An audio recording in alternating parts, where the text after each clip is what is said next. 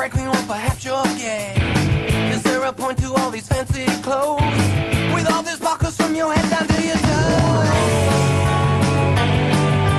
It's very simple, but I'm just another girl. It's not so easy, but I'm giving it a whirl.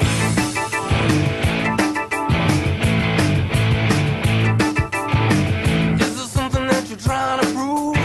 With all the makeup and the way you move, are you looking for some sympathy? No, I'm trying to be the best girl I can be.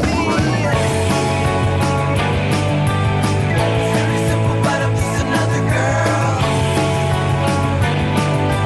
It's not so easy, but I'm giving it a whirl. Like my martinis dry, cosmos I won't deny. Smoke those long cigarettes. Thank God I'm not dead yet. Done all these crazy things, short of a wedding ring. Just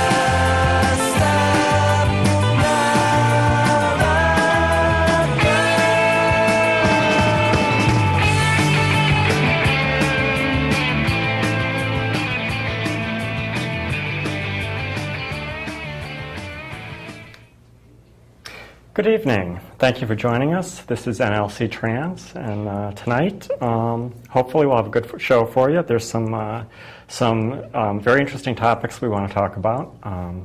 First and foremost, the thing we're going to be talking about, and I'm going to turn this over to my co-hosts, Tara and Stacy, momentarily. But we're going to do some talking about the Kerrigan Supreme Court case, the Connecticut Supreme Court case,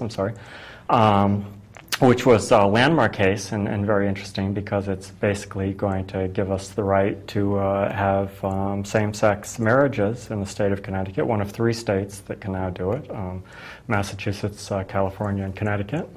And we're very, very happy about that. So Stacy and Tara have been doing some research on this, and in fact, we have a whole pile of papers here regarding this. So if you guys want to talk a little bit about that, that would be wonderful.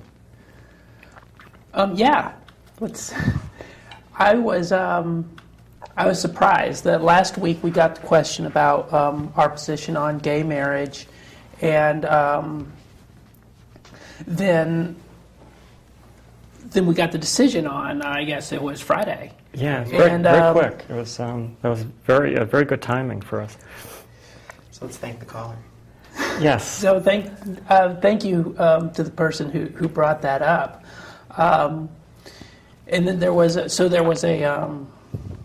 article in the Day that talked about it, and the Justice Palmer had said that we conclude in the light of the history of pernicious discrimination faced by gay men and lesbians, and because the institution of marriage carries with it a status and significance, that the newly created classification of civil unions does not embody the segregation of heterosexual and homosexual couples into separate institutions, constitutes a cognizable harm.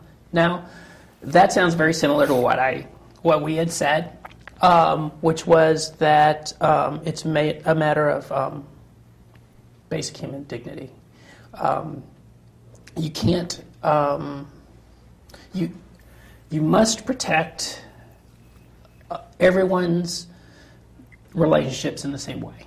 You can't create a subclass of citizen by calling it marriage for one group, calling it a civil union for another group. Right. It smacks of the old separate but equal arguments that have sickened us in the past, and both in the history of the U.S. and more recently in other countries as well. And Tara, you brought up some interesting arguments along that line. Well, it was just when I heard the announcement, it was surprising to me that in the state of Connecticut, we've been dealing with Sheff versus O'Neill, which, to my understanding, basically says that separate but equal is not adequate for education.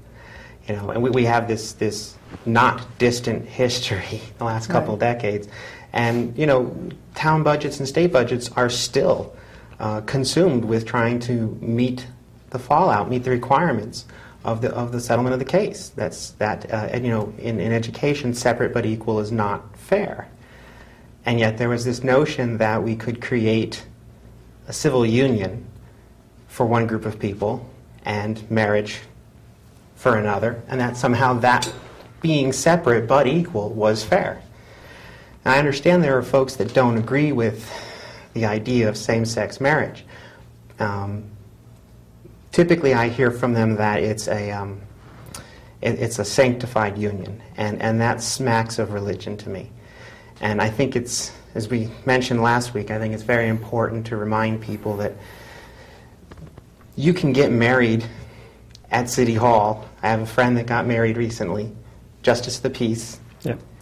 No holy sacrament.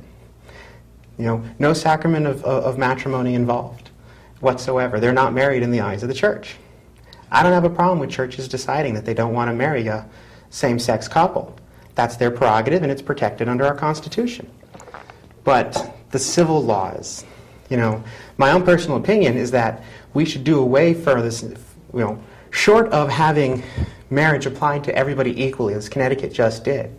I think they should go the other way in states that are having a problem and reclassify the civil union, the justice of the peace marriages, if you will, as civil unions for everyone, including heterosexual couples. And maybe having different vocabulary words to describe the two institutions would help people understand the differences better. That's an interesting idea. That is. That's something I hadn't thought of. It sort of takes the argument in the other direction, but it still equalizes everything. It equalizes, right. And if heterosexual couples don't think that what they have under the law is fair to call a civil union, then it raises the question why it would be fair for anyone else. Right. And you can't go back and create a subclass of That's right. of citizens. It constitutes, what, 10% of our country? And one of the things we have on the ballot, I think, this year is a constitutional convention. I think this is an effort by the opposition to gay marriage rights to sort of legislate out the idea of gay marriage and get around this sort of thing. Yeah. Don't think it's going to work. It's now a Supreme Court case. And run around the Supreme Court probably won't work.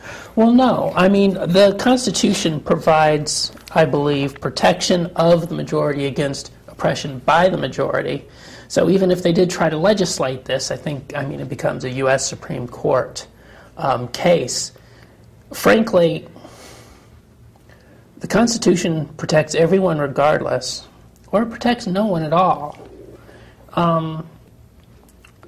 I'm harping on this, but you can't create a subclass of citizen. Right. I mean, for no reason whatsoever. And I think we have a good record in Connecticut of pretty fair Supreme Court decisions that are being backed up by federal court. The Connecticut Supreme Court, for instance, ruled that transsexuals are protected under the same laws under existing sex discrimination law. In a recent court case where a retired colonel was not hired by the Library of Congress. Right. Courts ruled that very thing, that she is protected under existing sex discrimination laws. So how far off can a Supreme Court decision be? Well, and I think that was actually picked up in some of the news reports about this Supreme Court ruling, that the Connecticut legislature has been moving in that direction. Certainly, they passed the civil union law with little fanfare. We've had gender equity in the anti-discrimination laws up before the legislature for 3 years now, and it gets closer and closer. Last year, if it hadn't been an abbreviated session, it probably would have passed if they actually were able to bring it to the floor for a vote. Right. Legislating gay marriage was